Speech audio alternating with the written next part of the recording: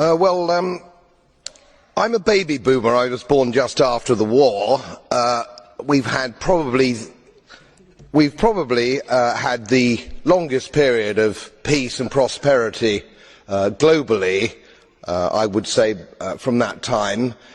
I've put a little bit of modest money away so I can hand something down to my family when I pass on, largely because I've never spent more money than I've earned, and I've been prudent, and I've worked moderately hard. Now, it always seems to me as a complete surprise to politicians how countries get in debt. Let me explain, because I don't think you really understand it. It's because politicians consistently spend more money than they raise in taxation, more money than they can possibly raise in taxation, most of which, in point of fact, they actually waste.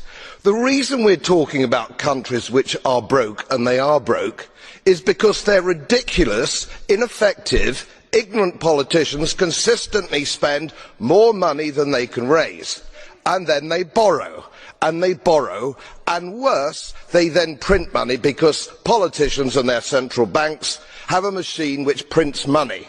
You do that as a private citizen, and it's a criminal offence.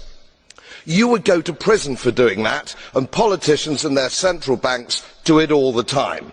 Let me explain to you that these countries are broke, and they're broke because of their own stupid leadership and politicians, and it's immoral to ask ordinary taxpayers of any country to pick up the tab for failed politicians and failed banks. They are defaulted, they're broke. For God's sake, let's all of us admit it.